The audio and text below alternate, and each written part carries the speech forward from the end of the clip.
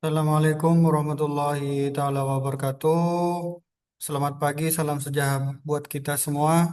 Pada pertemuan kelima ini kita akan membahas perkembangan sosiologi hukum. Ini kemarin kita bicara masalah teori, kita bicara masalah aliran, dan sekarang bagaimana sosiologi hukum itu berkembang. Perkembangan sosiologi hukum ini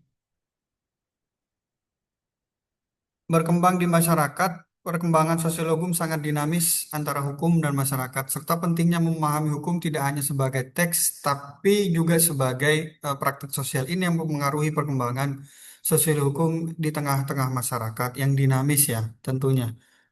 Yang pertama, kita tadi sempat pertemuan kemarin juga kita sempat membahas terkait historis secara lebih umum ya. Ini kita secara lebih spesifik. Pertama, perkembangan itu merupakan reaksi, respon terhadap positivisme hukum yang berpandangan bahwa hukum itu tertutup dan terpisah dari realitas sosial. Munculnya sebagai tanggapan terhadap perubahan sosial yang cepat atau revolusi industri. Itu yang pertama, positivisme hukum. Yang kedua, itu pengaruh mazhab hukum bebas yang menekankan peran interpretasi hukum atau pluralisme hukum itu kekosongan apa dalam interpretasi hukum dalam mengisi kekosongan hukum dan menciptakan keadilan, kritik terhadap konseptualisme hukum. Hukum tidak hanya sebagai abstrak tapi harus relevan dalam kehidupan nyata. Saya tidak ada dua aspek ini. Yang pertama, aspek positivisme yang beranggapan bahwa hukum itu harus eh, teks, tertutup, terpisah dari realitas. Satunya itu adalah hukum harus menciptakan keadilan dan hukum itu nyata dan dengan keadaan yang nyata. Perkembangan dalam sosiologi hukum di Indonesia telah melalui beberapa faktor ya, yang dipengaruhi oleh faktor politik, sosial, dan budaya. Misalkan kita tarik misalkan dari masa prakemerdekaan, pengaruh hukum adat dan kolonial ini sangat sangat berasa sekali. Karena kenapa? Sistem hukum di Indonesia sebelum kolonialisme didominasi oleh hukum adat. Dulu tidak ada yang namanya hukum. Yang berlaku itu adalah hukum adat di masyarakat kita.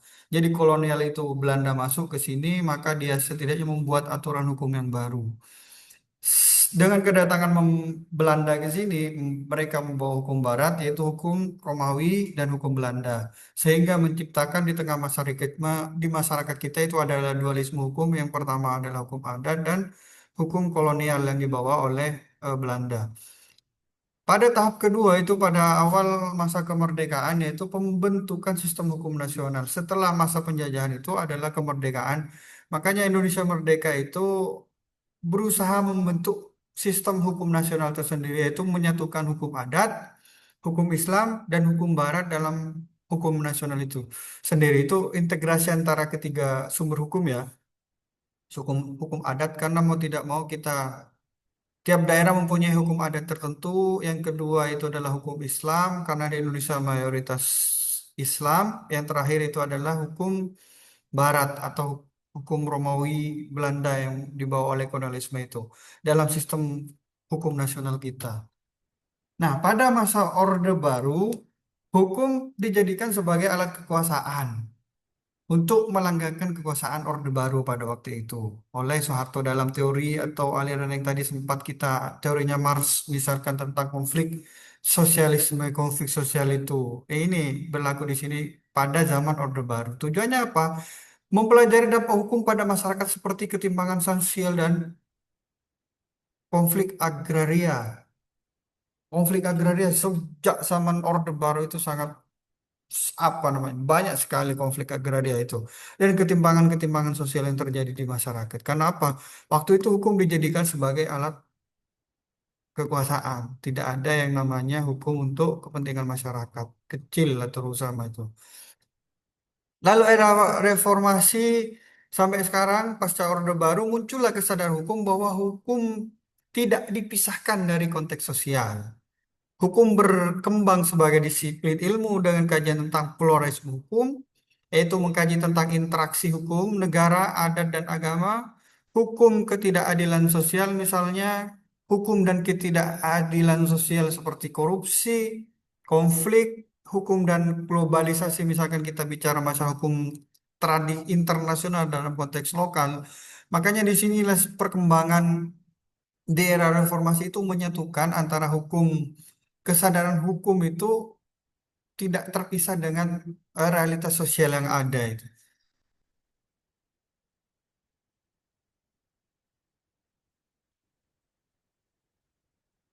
Relevansinya apa? Sama hanya dengan yang tadi itu reformasi hukum, penegakan hukum, pendidikan hukum, dan kebijakan hukum.